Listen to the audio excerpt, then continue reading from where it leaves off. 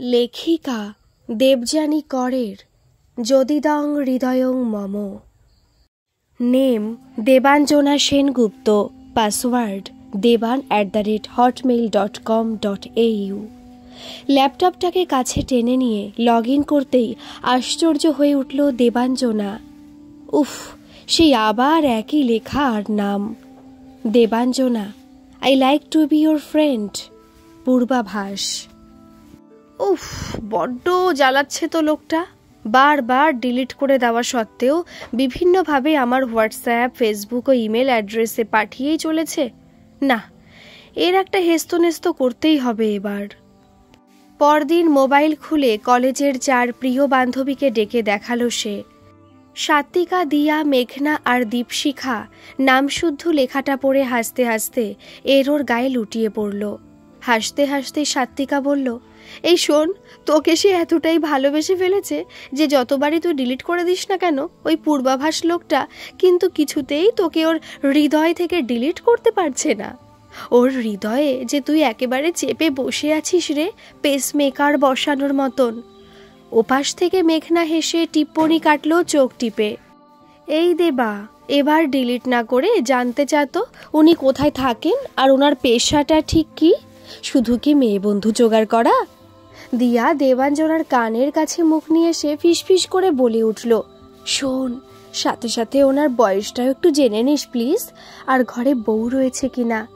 উল্টো দিক থেকে এবারে দীপশিখা বলে উঠল হেসে, দেবাঞ্জনার পায়ে ধাক্কা মেরে।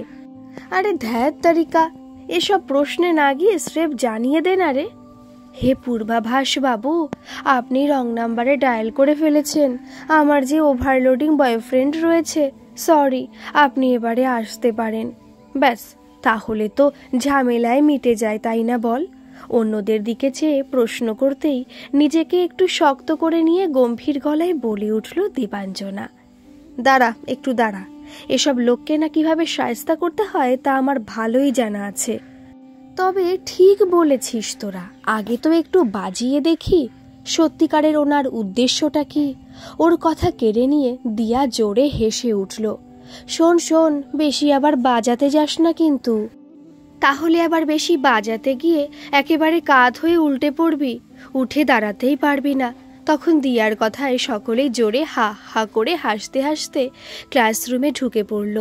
বেল বেজে ওঠার সাথে সাথেই ক্লাস শুরু হয়ে গেছে। পরদিন রাত 10টা নাগাদ মোবাইলে টুং করে একটা আওয়াজ হয়ে ভয়েস রেকর্ডটা এসে পৌঁছতেই বেশ কিছুক্ষণ বাদে চেক করতে গিয়ে দেখল দেবাঞ্জনা সেই একই মেসেজ আর নাম।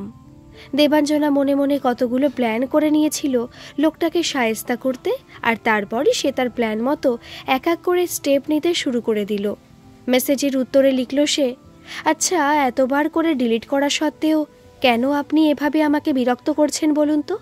আপনি কি সর্বত্র রিজেক্টেড? কোনো গার্লফ্রেন্ড জোটাতে পারেননি নাকি কপালে এখনো? তবে এতটা ভেঙে পড়বেন না এখনই, চেষ্টা চালিয়ে যান। একদিন না একদিন এই লাইনে এভাবে ব্যবসা করতে গিয়ে সফল হবেনই আপনি।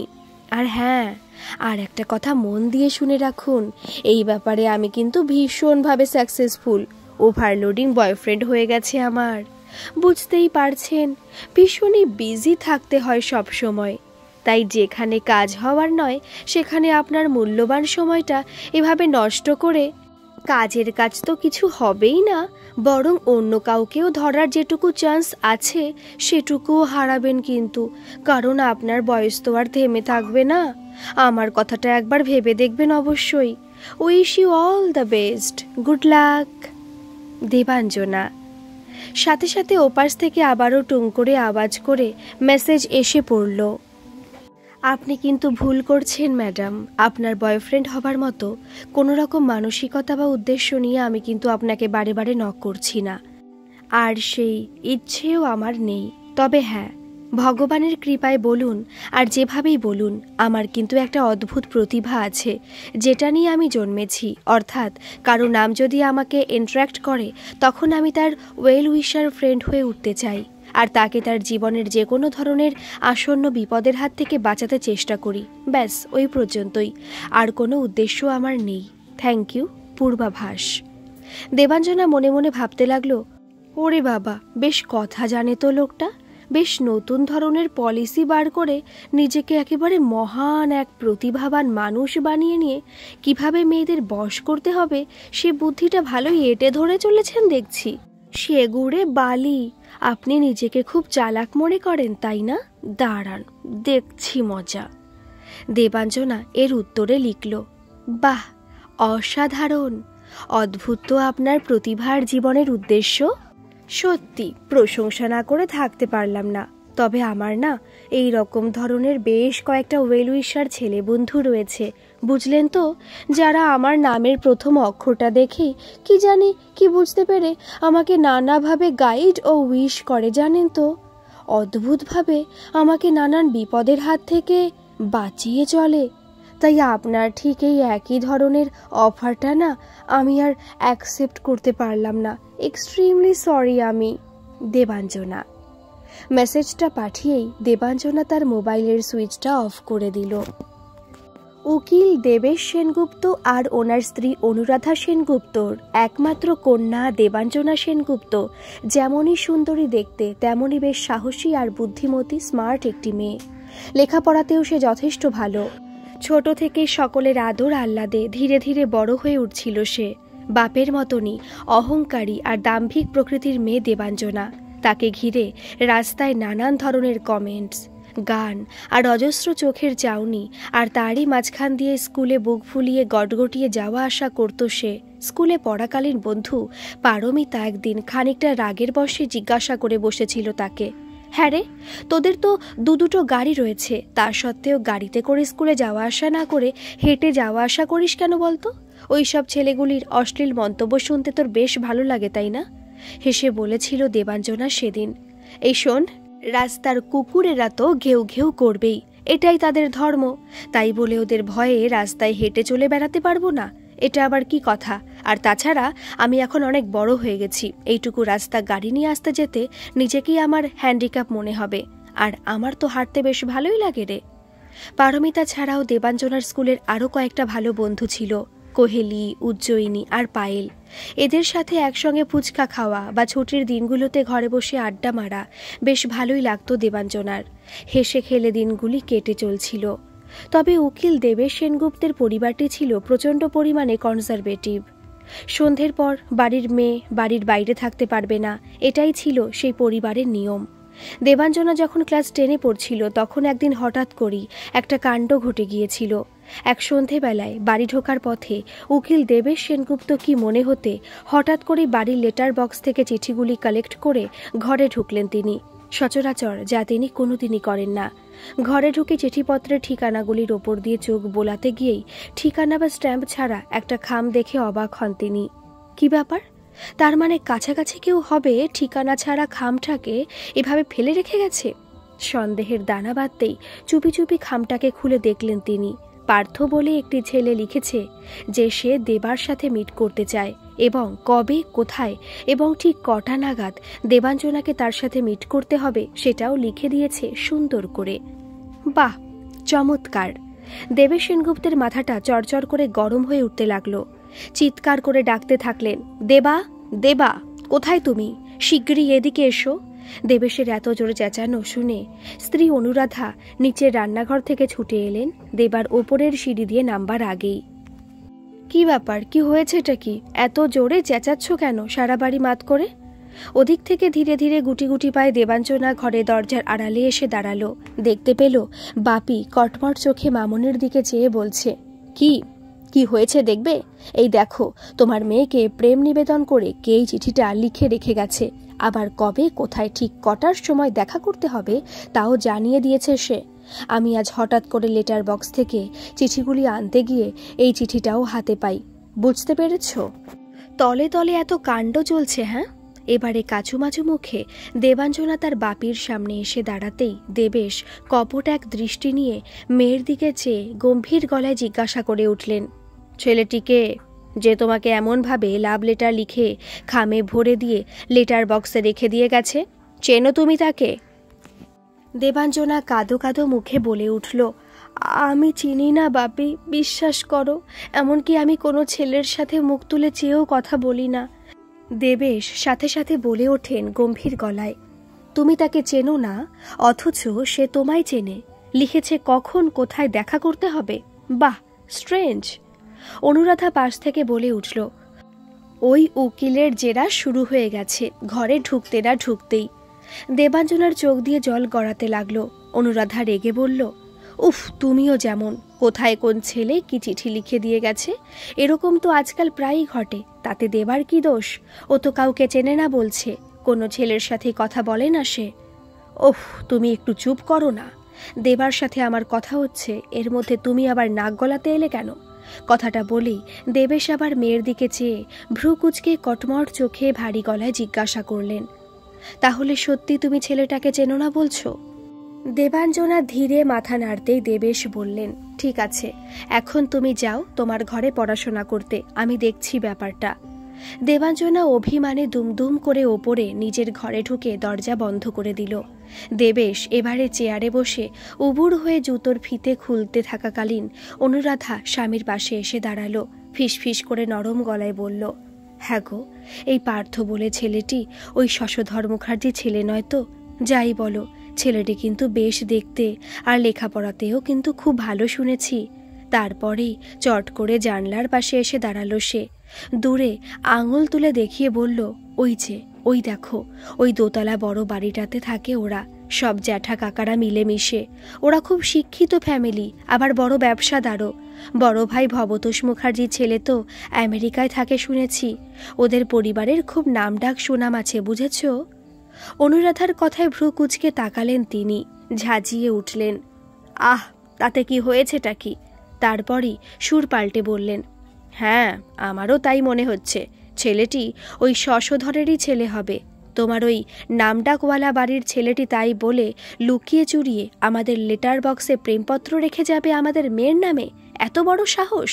ওর স্পর্ধা দেখে তো আমি অবাক হচ্ছি। আমি কালই ওই শশধর মুখার্জির সাথে কথা বলবো এই নিয়ে। ছেলেকে ঠিকমতো আগে মানুষ করতে বলবো, শুধু ব্যবসা করে কারি কারি টাকা পয়সা রোজগার করলেই হবে?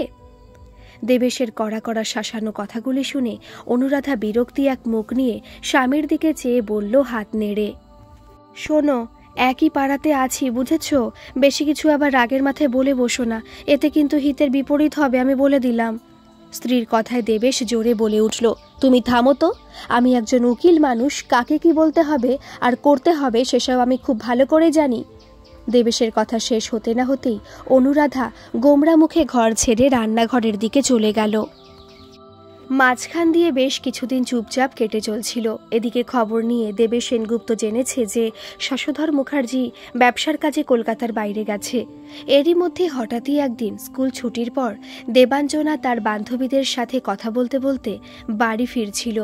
আর ঠিক তখনই রাস্তার ধারে চায়ের দোকানে বসে থাকা কয়েকজন ছেলের মাঝখান থেকে একটি ছেলে উঠে এসে দেবাঞ্জনার একেবারে সামনে এসে দাঁড়ালো।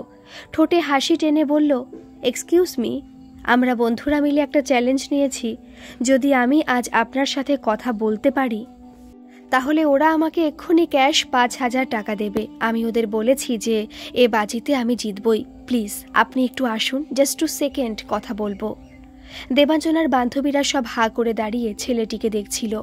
দেবাঞ্জনা ধৈর্য ধরে কথাগুলি শোনার পরই সপাটে একটা চড় কষালো ছেলেটির গালে সকলের সামনে। আর তারপরই গর্বিত এক মুখ নিয়ে চোখ নাচিয়ে হেসে বলল, কথা বলা হয়ে গেছে তো, যান বন্ধুদের কাছে গিয়ে এবারে আপনার চ্যালেঞ্জের উত্তরটাও দিয়ে দিন।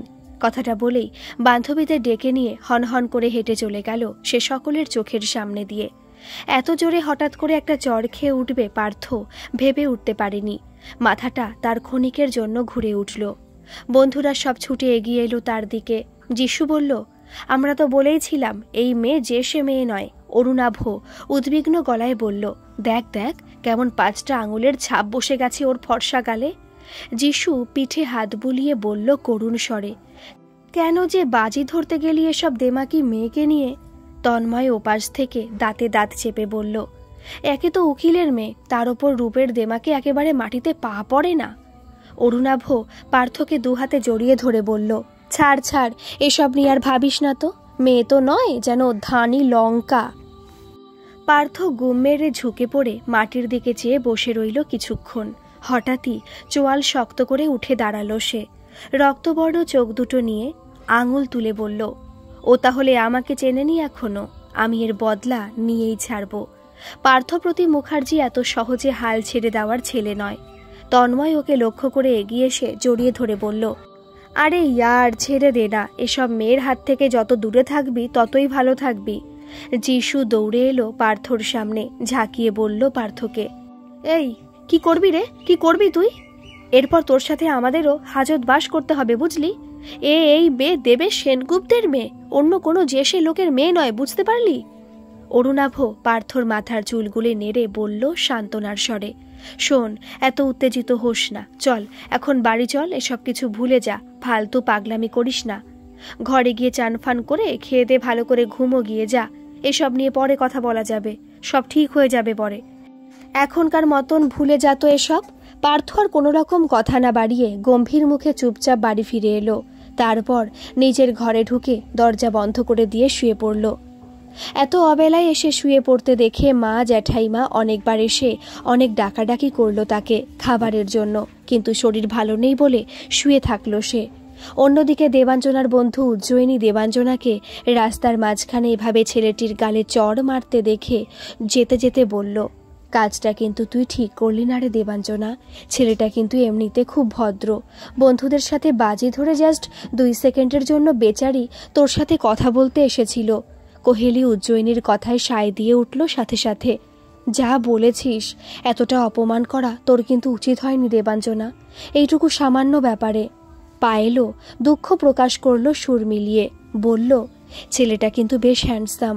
আহারে, ছেলেটার মুখটা কিরকম লাল হয়ে উঠেছিল, খুব কষ্ট হচ্ছিল দেখে। দেবাঞ্জনা রেগে উঠল বন্ধুদের কথায়, মাই ফুট!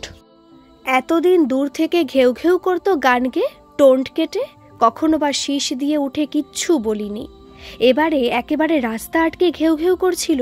চর তো খেতেই হবে। এই শোন, তোদের যদি অত দরদ উতলে ওঠে ছেলেটার জন্য, তাহলে তোরা ওর গালে আইস প্যাক নিয়ে লাগা যা। আরো ভালো করে ঘেউ ঘেউ করতে পারবে তাহলে রাস্তা আটকে। রাগে গজগজ করতে করতে দেবাঞ্জনা সেদিন বাড়ি ফিরল, কিন্তু রাতে তার বারবারই মনে হচ্ছিল ওরা হয়তো ঠিকই বলছিল। এভাবে রাস্তায় দাঁড়িয়ে চড় মারাটা তার হয়তো উচিত হয়নি। সত্যিই তো, বেচারা মাত্র 5,000 টাকার জন্য চ্যালেঞ্জটা নিয়েছিল। একটু হাই হ্যালো বলে কথা বলে চলে আসতেই পারত সে।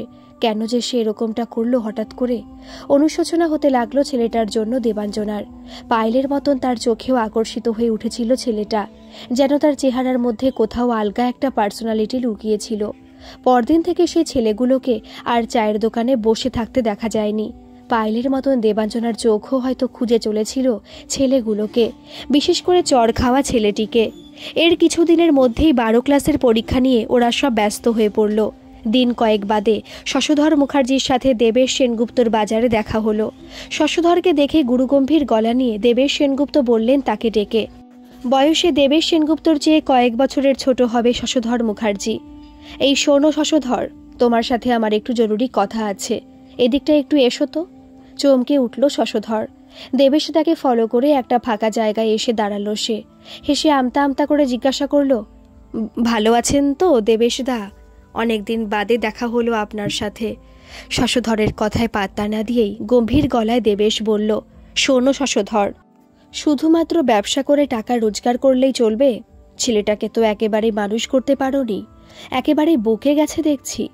শশধর মুখার্জি এমনিতেই শান্ত প্রকৃতির মানুষ। এর আগে কখনো দেবেশ সেনগুপ্ত তার সাথে এমনভাবে কথা বলেননি। হাঁ করে ভ্যাবাচাকা মুখে তাকিয়ে থেকে উদ্বেগ ভরা গলায় জিজ্ঞাসা করে উঠল সে, কেন দাদা, ও কি কিছু করেছে নাকি? কি আর করার বাকি রেখেছে সে? আমার মেয়ের নামে চিঠি লিখে আমাদের লেটার বক্সে ঢুকিয়ে রেখে গেছে, আর সেখানে লিখেছে আমার মেয়েকে কখন কোথায় গিয়ে তার সাথে দেখা করতে হবে, অথচ আমার মেয়ে এর বিন্দু বিসর্গ জানে না। কটমট করে শশধরের দিকে কয়েক সেকেন্ড তাকিয়ে রইলেন দেবেশবাবু, তারপরই বলে উঠলেন অতি গম্ভীরভাবে আঙুল তুলে, শোনো, মনে হচ্ছে তুমি এখনো কিছুই জানো না, তবে তোমার ছেলেকে সাবধান করে দিও সে যেন আমার মেয়ের দিকে হাত না বাড়ায়, তা না হলে হয়তো আমাকে অন্য ব্যবস্থা নিতে হবে। শশধরের মুখখানা পাংশু হয়ে গেল মুহূর্তের মধ্যে। অপমানে আর লজ্জায় সে যেন মাটির সাথে মিশে যাচ্ছিল। ধীরে ধীরে বাড়ি ফিরে এসে দাদা বৌদি আর স্ত্রীকে ডেকে চোখ মুছতে মুছতে দেবেশ সেনগুপ্তের অপমান করার কথা সব খুলে বলল একে একে। বাইরে থেকে দৌড়ে এসে সিঁড়ি দিয়ে ওপরে উঠছিল পার্থ। হঠাৎই মায়ের গলার কান্নার আওয়াজ পেয়ে থমকে দাঁড়ালো সে। শুনতে পেল কাঁদো কাঁদো গলায় বাবা বলে চলেছে কিভাবে দেবেশ সেনগুপ্ত আজ বাবাকে বাজারে ডেকে অপমান করেছে। জ্যাঠাইমা বললেন সাথে সাথে ভ্রু কুঁচকে কড়া সুরে, কি আজ পর্যন্ত পার্থর নামে কারো কাছ থেকে কোনো খারাপ মন্তব্য আমরা শুনিনি। শুধু পার্থই বা বলি কেন, এ বাড়ির কোনো ছেলের নামে কোনোদিনও কোনো খারাপ কথা কিছু শুনতে হয়নি আমাদের। আর আজ দেবেশ সেনগুপ্ত বাজারে ডেকে ঠাকুরপোকে এত বড় অপমানটা করলো, আবার হুমকি দিয়ে বসেছে। কত বড় সাহস লোকটার, নিজেকে কি মনে করে শুনি। পার্থর নামে শশধরকে ডেকে এত বড় একটা অপমানজনক কথা বলাটা বাড়ি শুদ্ধ কেউই মেনে নিতে পারছিল না। ওদিকে ঘরের ভেতর থেকে পরমা কেঁদেই চলছিল। জ্যাঠামশাই গম্ভীর গলায় থেমে থেমে বলে চলেছেন, দেবেশ সেনগুপ্ত মানুষটা বিশেষ সুবিধার নয় বুঝলি। উকিল বলে এই অঞ্চলে তার মাটিতে পা পড়ে না, তার উপর আবার রূপবতী শিক্ষিতা মেয়ে ওনার। জ্যাঠামশাইয়ের কথা কেড়ে নিয়ে জ্যাঠাইমা রাগে জ্বলতে জ্বলতে বলে যেতে লাগলো ঠোঁট উল্টে, তাও তো বুড়ো বয়সের মেয়ে, অনেক মানত তানত করে হয়েছে এই মেয়ে। এত অহংকারও ভালো নয় বুঝলে ঠাকুরপো, কারো দিন সমান যায় না। তুমি এত ভেঙে পড়ো না তো ঠাকুরপো। ওরে ও বড় মা, এত কাঁদিস নি তো। ওই মেয়ে তোদের হীরের টুকরো ছেলের কাছে কিছুই নয় বুঝলি তো। রাগে ফুঁসতে ফুঁসতে লাগলেন জ্যাঠাইমা। সতু তো কতবারই ওকে বিদেশে নিয়ে যেতে চাইছিল। ও এত পড়াশোনায় ভালো, এত মেধাবী ছেলে, ও ওখানে গেলে অনেক ভালো চাকরিও পেত। এসব জায়গায় থেকে, এসব লোকের কাছ থেকে এত অপমান আর সহ্য করতে হতো না ওকে। কিরে, ওকে সতুর কাছে পাঠিয়ে দিবি নাকি ভেবে দেখ একবার। কতবারই তো সত্যম বলছিল সে কথা। গম্ভীর গলায় শশধরের দিকে চেয়ে জ্যাঠামশাই কথাটা বলে উঠতেই শশধর চোখের জল মুছে নিয়ে বলল, দেখি আর একবার পার্থের সাথে কথা বলে ও আবার যেতে রাজি হয় কিনা। পার্থ আর সেখানে দাঁড়িয়ে থাকতে পারছিল না। মনে মনে ভাবতে লাগলো, এত বড় একটা অপমান করেছে দেবেশ সেনগুপ্ত আজ তার বাবাকে বাজারে ডেকে, আর ওদিকে তার মেয়ের এত বড় একখানা চর রাস্তায় সকলের সামনে। এসব কিছু সে আর মেনে নিতে পারছে না। না, এর প্রতিশোধ আমাকে নিতেই হবে। দেবেশ সেনগুপ্ত আর তার মেয়ের দম্ভ আমি যদি ভেঙে গুড়িয়ে দিতে না পারি, তাহলে আমার আর বেঁচে থাকার কোনো মানেই হয় না। রাগে ক্রোধে জ্বলতে থাকলো পার্থ। পরদিন খাবার টেবিলে বসে সকলে যখন ব্রেকফাস্ট খাচ্ছিল, তখন জ্যাঠামশাই পার্থের দিকে চেয়ে গতকালের দেবেশ সেনগুপ্তের অপমানের কথা সব খুলে বলল তাকে। পার্থ দাঁতের ওপর দাঁত চেপে শুধুমাত্র তার খাওয়াটুকু নাড়াচাড়া করে চলছিল। শশধর ছেলের পিঠের ওপর হাত বুলিয়ে বলল, তুই কি সত্যমের কাছে যেতে চাস বাবা? সত্যম তো অনেকবার করেই বলছিল তোর ওখানে ব্রাইট ফিউচার আছে। কিরে, যাবি ওখানে?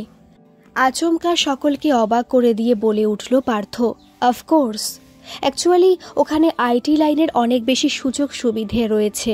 আমি ইন্টারনেটে দেখছিলাম আর ভাবছিলাম দাদার সাথে যোগাযোগ করব নাকি এই নিয়ে। শশধর ছেলেকে জড়িয়ে ধরল। ছলছল চোখে পাশ থেকে জ্যাঠামশাই বললেন, তোমার মতন ব্রিলিয়ান্ট ছেলেদের এখানে পড়ে থাকার কোনো মানেই হয় না। এখন তোমার সত্যিকারের ক্যারিয়ারের কথা ভাবা উচিত। খুশি হলাম তোমার যাবার উৎসাহ দেখে। আজই সত্যমের সাথে আমি আর তোমার বাবা কথা বলবো। বছর 10 আগে জ্যাঠামশাইয়ের একমাত্র ছেলে ইঞ্জিনিয়ারিং পাশ করে কলকাতায় ভালো একটা কোম্পানিতে চাকরি করছিল। কাজের খাতিরে তাকে ইউএসএতে যেতে হয়েছিল, আর তারপর থেকে সত্যম সেখানেই থেকে গেল। মাঝখানে এসে বাবা মার পছন্দ মতো দেশের মেয়েকে বিয়ে করে সাথে নিয়ে চলে গিয়েছিল। একটি 6 বছরের ছেলেও আছে ওদের। জ্যাঠামশাইয়ের আরেকটি মেয়ে সুচন্দা এলাহাবাদে থাকে তার শ্বশুর বাড়িতে। ছুটি ছাটায় স্বামী ছেলে মেয়ে নিয়ে সে প্রায়ই কলকাতায় এসে বেরিয়ে যায় কটা দিনের জন্য। বিদেশে যাওয়ার পর থেকে সত্যম বহুবার পার্থকে সেখানে চলে আসতে বলেছিল।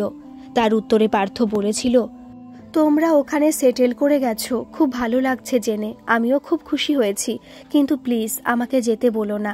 কলকাতা ছেড়ে আমি কোথাও গিয়ে থাকতে পারবো না। কলকাতা ইজ কলকাতা। পুরনো কথাগুলি অন্যমনস্ক হয়ে ভাবছিল সে। হঠাৎই বাবার ডাকে সাড়া দিয়ে বলে উঠল, দাদাকে বলো যত তাড়াতাড়ি সম্ভব আমার ভিসার ব্যবস্থা করতে, আর এদিকে আমি পাসপোর্টের চেষ্টা করছি যত তাড়াতাড়ি করা যায়। সেদিন রাতেই ভবতোষ আর শশধর মিলে সত্যমের সাথে পার্থর ইউএসএ যাওয়ার ব্যাপারটা নিয়ে কথা বলল। পরদিন পার্থ দাদার সাথে ভিসার ব্যাপারটা নিয়ে কথা বলে নিল। ওদিকে সত্যমের স্ত্রী মিতালি খুশিতে বলে উঠল, পার্থ এখানে এলে আমাদেরও খুব ভালো লাগবে। বাবলু তো পার্থদা বলতে একেবারে অজ্ঞান। সত্যম ফোনে ডেকে বলল, এই শোন, এতদিন ধরে তো অনেক বুঝিয়েও তো তোর টনক নড়াতে পারিনি। কলকাতা ছেড়ে নড়বি না কোনোদিনও বলেছিলি, এখন চাকরির খাতিরে একটু শুভবুদ্ধির উদয় হয়েছে মনে হচ্ছে। আরে বাবা, দুনিয়াটা দেখ চারিদিকে তাকিয়ে। কলকাতা কলকাতা করে আঁকড়ে ধরে পড়ে থাকলে হবে? রুজি রোজগার বন্ধ করে দিয়ে? আর তাছাড়া তোকে আগেও বলেছি, এসব লাইনের ভবিষ্যৎ সব কলকাতার বাইরে। যাক, গিয়ে অন্তত এখন যে তোর একটু শুভবুদ্ধির আভাস পাচ্ছি তাতেই আমি ধন্য। তুই ওদিকের পাসপোর্ট যত তাড়াতাড়ি পারিস রেডি করার চেষ্টা কর। আমি এদিকে তোর পাসপোর্ট হয়ে গেলেই ভিসার ব্যাপারে অ্যাপ্লাই করতে শুরু করে দেব। পাসপোর্ট হয়ে যাবে, তবে ভিসা করতে মোট কতদিন লাগবে? পার্থ জিজ্ঞাসা করে উঠতেই বলল সত্যম, ভিসা করতে এই ধর 3 মাসের মধ্যেই হয়ে যাবে। একবার তো এসে পৌঁছে যা, তারপর এখানে এসেই লাইনে আরও কিছুটা পড়াশোনা করে পরীক্ষা টরীক্ষা দিয়ে ও তার সাথে ট্রেনিং নিয়ে একটা জব কোনোভাবে পেয়ে গেলেই পরবর্তী ধাপগুলো পেরোতে বা পার্মানেন্টলি সেটেলের ব্যাপারে আর কিছু অসুবিধে হবে না যতদূর জানি। তবে বড্ড দেরি করে ফেলেছিস। দিনকে দিনই নিয়মকানুন কড়াকড়ি হয়ে যাচ্ছে। মিতালি পাশ থেকে ইয়ার্কি মেরে হাসল টোন কেটে। কি কলকাতার ভূত নেমেছে এতদিনে মাথা থেকে? পার্থপ্রতিম মুখার্জি, কলকাতায় কি কোনো দিক থেকে কোনো রকম বড় ঠক্কর ফক্কর খেয়েছেন নাকি? নয়তো হঠাৎ করে কলকাতা প্রেমী মানুষ কলকাতা ছেড়ে বিদেশে চলে আসতে চাইছেন, তাও আবার পার্মানেন্টলি? কুছ তো গড়বড় হে ভায়া। ওয়েলকাম ওয়েলকাম, পার্থ বলল হেসে। ঠক্কর খেলে ঠক্কর সারাবার চরম দাওয়াই তো আছে পার্থর কাছে। এত সহজে ঠক্কর খেয়ে পার্থ কাবু হয়ে পড়ে না। সত্যমের বিয়ের পর থেকে মিতালি বৌদির সাথে দেওর বৌদির সম্পর্কটা ভারী মিষ্টি ও মধুর ছিল পার্থর কাছে। একদিকে যেমন রেসপেক্ট করে সে বৌদিকে, অন্যদিকে তেমনি রাজ্যের ইয়ার্কি ফাজলামির সম্পর্ক তাদের মধ্যে। মনের কথা শেয়ার করা সবই তার বৌদির সাথে। কিছুদিনের মধ্যেই পাসপোর্ট রেডি হয়ে গেল পার্থর। দেখতে দেখতে 3 মাসের মধ্যে ভিসাও রেডি হয়ে গেল তার। যাওয়ার দিনও ঘনিয়ে এলো। বন্ধুদের সাথে বসে মনের সব কথা বলে মনটাকে হালকা করত পার্থ। সব রকম আলোচনা সমালোচনার মাধ্যমে ওই একটাই জায়গায় ছিল তার কাছে মন খুলে কথা বলার, আর শরীর ও মনে অক্সিজেন নিয়ে চলার মতন। যিশু পিঠ চাপড়ে সবসময় তাকে সাহস জুগিয়ে যেত, বলতো, শোন পার্থ, একদম নার্ভাস হবি না। যেভাবে কাঁটা দিয়ে কাঁটা তুলতে হয় ঠিক সেভাবেই মনের জেদটাকে মনে ধরে রেখে তোর কাজ তুই করে যাবি। আমি জানি একমাত্র তুই পারবি পাল্টা জবাব দিয়ে উঠতে। সে সাহস তোর আছে। তন্ময় সান্ত্বনা দিয়ে সাহস জোগাতো সবসময় পার্থকে। তোকে যে বা যারা তুচ্ছ মনে করে অপমান করে চলেছে তারা তো জানে না কিসে হাত দিয়েছে তারা। ইলেকট্রিক কারেন্ট যখন খেতে থাকবে তখন বুঝবে কত ধানে কত চাল। যিশু আর তন্ময় ছিল পার্থর সবচেয়ে ঘনিষ্ঠ বন্ধু, যে দুজনের ওপর সে সম্পূর্ণ বিশ্বাস রেখে চলতে পারত। পার্থ দাঁতে দাঁত চেপে বলল, ইউএসএতে তো তাকে যেতেই হবে, সে যে করেই হোক, এবং তারপর সবচেয়ে আগে জোটাতে হবে একটা চাকরি, আর তার পরবর্তী ধাপ হলো পার্মানেন্ট সেটেল হওয়া সেখানে গিয়ে। ওরা দুজনে 2 হাত দিয়ে পার্থকে জড়িয়ে ধরল। কংগ্রাটস, এই না হলে তুই আমাদের বন্ধু? বদলা তো তোকে নিতেই হবে গুরু। যাওয়ার আগের দিন সব বন্ধুরা মিলে পার্থকে কংগ্রাচুলেশন জানাতে একটা রেস্টুরেন্টে খাওয়া দাওয়ার আয়োজন করলো। সেখানে পার্থর কথা শুনে ও তার অসম্ভব মনোবল দেখে বন্ধুরা বলে উঠল, সাবাস, তোর মনের জোর অনেক, তুই পারবি, এগিয়ে যা। দূরে হলেও আমরা সবসময় তোর পাশে ছিলাম, আছি এবং থাকবো। তোর একান্ত শুভাকাঙ্ক্ষী হিসেবে যোগাযোগ চলবে। Good luck. চোখের জল মুছে নিয়ে জড়িয়ে ধরে এক এক করে সকল বন্ধুদের কাছ থেকে বিদায় নিয়েছিল পার্থ সেদিন। এক শুভ দিন দেখে পার্থ ইউএসএতে পাড়ি দিল। যাবার আগে একে একে বাড়ির সকলকে প্রণাম করতে গিয়ে বাবাকে জড়িয়ে ধরে কেঁদে উঠে বলেছিল, তোমার ওপরে এই দেবেশ সেনগুপ্তের অপমানের প্রতিশোধ আমি নিয়েই ছাড়ব। মানুষ হওয়া কাকে বলে আমি ভালো করে দেখিয়ে দেব তাকে। মা পরমা কাঁদতে কাঁদতে দু হাতে ছেলেকে জড়িয়ে ধরে বলেছিল, বাবা তুই মানুষের মতো মানুষ হয়ে ফিরে আয়, তাহলেই হবে, আমাদের আর কিছুই চাই না। জ্যাঠামশাই আর জ্যাঠাইমা দুহাত ভরে আশীর্বাদ করে চোখের জল মুছতে মুছতে বিদায় জানালো ওকে। সত্যম থাকে নিউ জার্সিতে। প্রথমে গিয়ে পার্থ তার দাদার বাড়িতেই উঠেছিল। ওদের 8 বছরের ছেলে বাবলুর সাথেও তার ভালো বন্ধুত্ব গড়ে উঠেছিল। বিদেশ যাবার ব্যাপারে পাসপোর্ট ভিসা করতে গিয়ে পার্থকে অনেক কাঠখড় পুড়িয়ে নতুন পাসপোর্ট আর ভিসায় তার নাম পাল্টে নতুন নাম রাখল সে, পূর্বাভাস মুখার্জি। আর সেই নামেই তারপর থেকে সর্বত্র সে সাইন করে চলছিল। শুধুমাত্র বাড়ির লোকজন আর একান্ত ঘনিষ্ঠ 2-4 জন বন্ধুরা ছাড়া আর কেউ পূর্বাভাস বলে তাকে চেনে না। সায়েন্সে লেটার মার্কস পেয়ে গ্র্যাজুয়েশন শেষ করার পর আইটি লাইনে চলে গেল পার্থ। কম্পিউটার সায়েন্সের ওপর মাস্টার্স করতে থাকাকালীনই হঠাৎ করে মাঝপথে দেশ থেকে ইউএসএ পাড়ি দিতে হয়েছিল তাকে। দাদা সত্যমের কথা মতো প্রথমে এসেই নিউ জার্সিতে আইটি লাইনে নতুন করে আরও কয়েকটা ছোটোখাটো কোর্স করে নিল সে। তারপর সেখানকার ইউনিভার্সিটিতে ভর্তি হয়ে কম্পিউটার সায়েন্সে আইটির ওপর স্পেশাল ডিগ্রি কমপ্লিট করল সে বছর 2-এর মাথায়। আর তার সাথে সাথেই নিউ জার্সিতে আইটি লাইনে একটা ভালো চাকরির অফারও পেয়ে গেল সে। চাকরি করাকালীনই সাইড বা সাইড আরও কয়েকটা সফটওয়্যারের ওপর স্পেশাল কোর্স করে নিল পার্থ। এর সাথে 8 মাসের ভেতরেই নিউ জার্সিতে একটা বড় আইটি কোম্পানিতে ইন্টারভিউ দিয়ে সফটওয়্যার ইঞ্জিনিয়ার হিসেবে জব অফার পেয়ে সেখানে জয়েন করল পার্থ বনাম পূর্বাভাস মুখার্জি। নিউ জার্সিতে চাকরি করাকালীনই 1 বছর বাদে নিউ ইয়র্ক শহরে খুব ভালো একটা কোম্পানিতে চাকরির অ্যাডভার্টাইজমেন্ট দেখে যোগাযোগ করল পার্থ সেখানে। তারপর 2-2বার ইন্টারভিউ দিয়ে এর 6 মাসের মধ্যেই নিউ ইয়র্ক শহরে একটা নামকরা কোম্পানিতে খুব ভালো এক পজিশনে সিনিয়র সফটওয়্যার ইঞ্জিনিয়ার হিসেবে চাকরির অফার পেয়ে জয়েন করল সেখানে পার্থ বনাম পূর্বাভাস মুখার্জি। এত তাড়াতাড়ি পার্থ এতটা ওপরে উঠে যাবে কেউ ভাবতেও পারেনি। শুধুমাত্র নিউ জার্সি থেকে চলে যাওয়ার সময় পার্থর খুদে পার্টনার বাবলু বলে উঠেছিল, কাকাই you are a very selfish guy, leaving me I don't trust you. বাবলুকে ছলছল চোখে কাছে টেনে নিয়ে জড়িয়ে ধরে বলেছিল Partha, trust me please, I will come back to you soon. পাশ থেকে মিতালি বৌদি ছলছল চোখে হেসে হালকা কৌতুকের সুরে বলে উঠেছিল, একা নয়, এরপর কিন্তু পার্টনারকে সাথে নিয়ে আসতে হবে বলে দিলাম। সত্যম চোখ মুছে জড়িয়ে ধরল পার্থকে, সাবধানে থাকিস আর খাওয়া দাওয়াটা টাইমলি করার চেষ্টা করিস, বেস্ট অফ লাক। টানা 3.5 বছর নিউ জার্সিতে গিয়ে লড়ে চাকরি জোগাড় করে নিয়ে এবং কাটিয়ে শেষ পর্যন্ত তার টার্গেট অনুযায়ী মনের মতন খুব ভালো একটা চাকরির অফার পেয়ে নিউ জার্সি ছাড়তে সে একরকম বাধ্যই হলো। চোখ মুছতে মুছতে বিদায় নিল সে নিউ জার্সি এয়ারপোর্ট থেকে, হাত নেড়ে সকলকে বাই বাই করতে করতে। দেশ থেকে আসার পর থেকে পড়াশোনা ও চাকরি চালিয়ে যেতে যেতেও পুরনো বন্ধুদের সাথে, বিশেষ করে প্রাণের 2 বন্ধু যিশু আর তন্ময়ের সাথে রেগুলার বেসিসে যোগাযোগ চালিয়ে যাচ্ছিল পার্থ। ওদের মুখ থেকে দেবাঞ্জনার সব খবরাখবর পেতে থাকলো সে। দেবাঞ্জনাও 12 ক্লাসে খুব ভালো রেজাল্ট করে বিশেষ করে সায়েন্সের 2-1টা সাবজেক্টে স্টার মার্কস পেয়ে কলেজে সায়েন্স নিয়েই পড়তে শুরু করলো।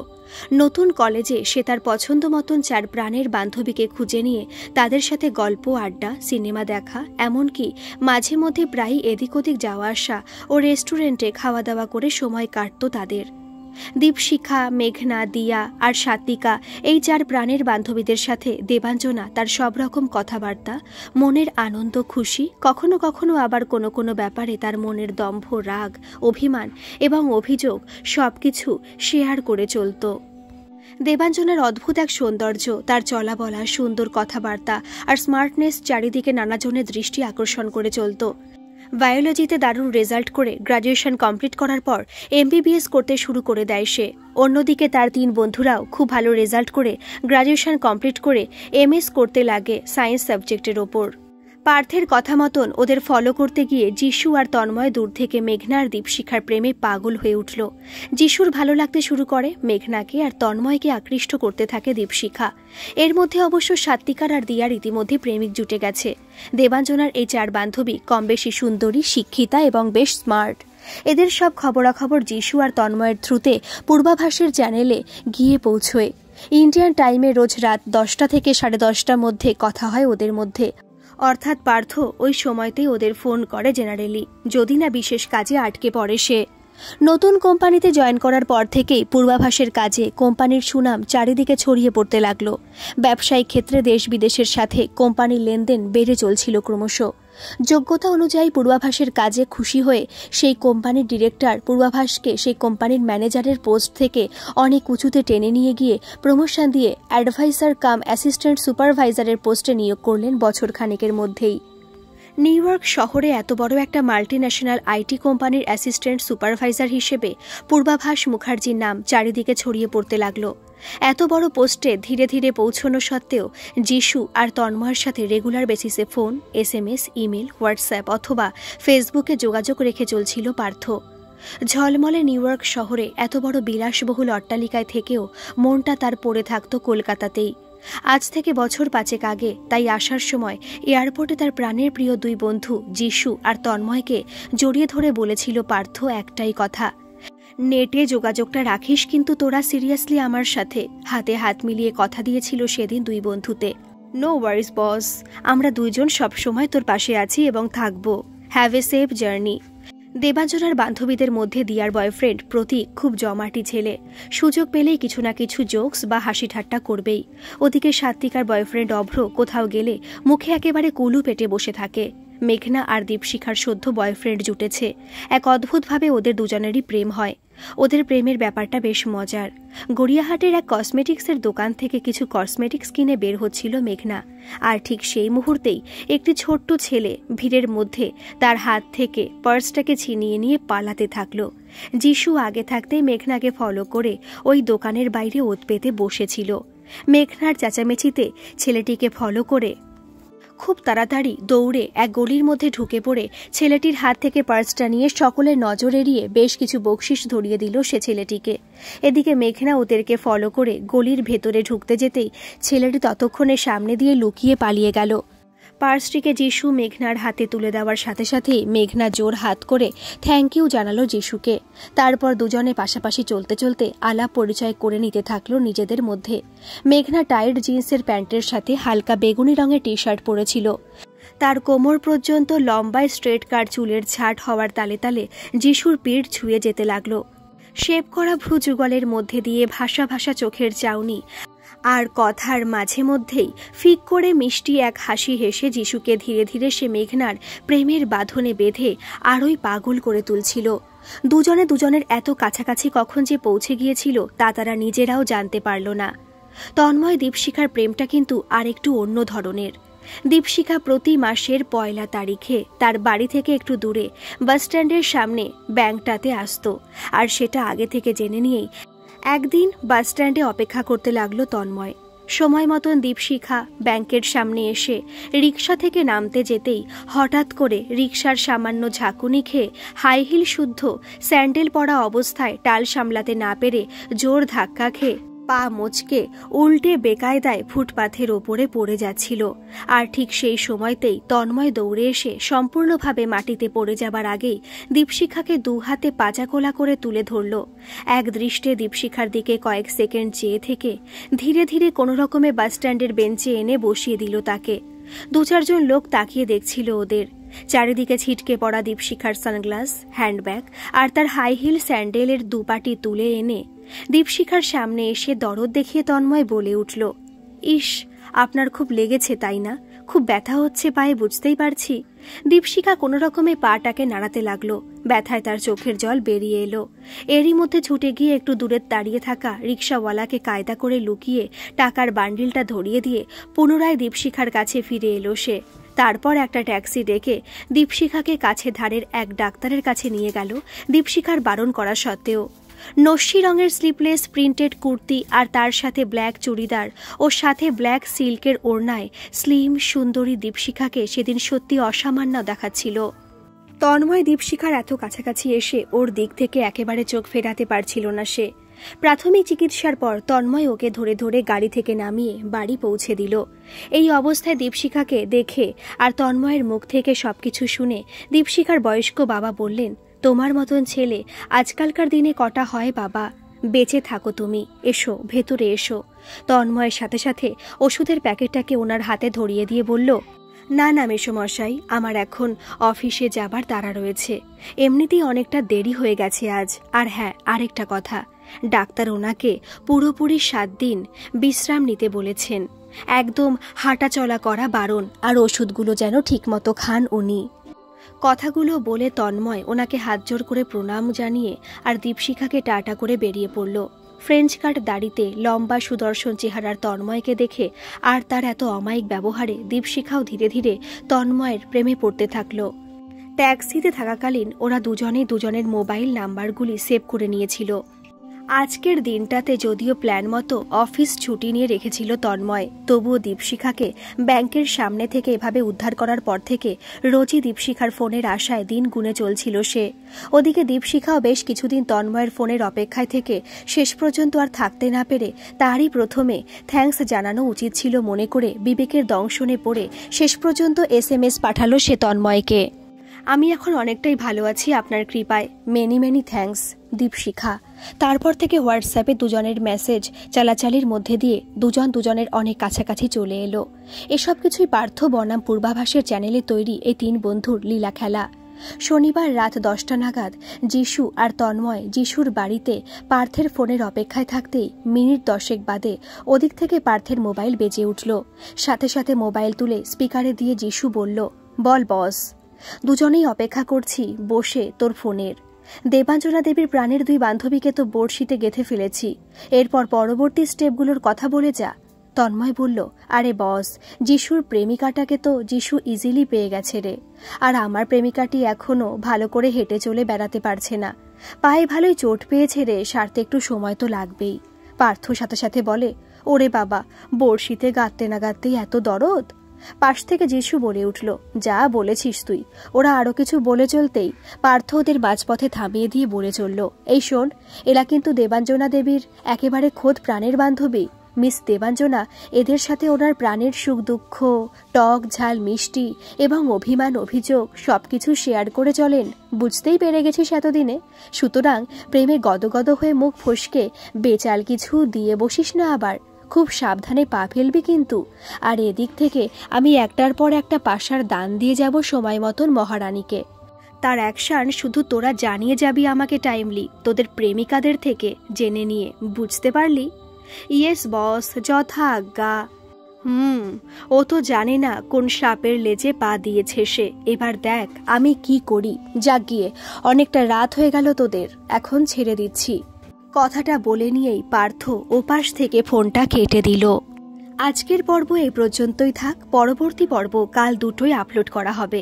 কেমন লাগলো গল্পটি অবশ্যই কিন্তু কমেন্ট করে জানাবেন, আর ভালো লাগলে প্লিজ একটা সাবস্ক্রাইব করে আমার পাশে থাকবেন। ধন্যবাদ।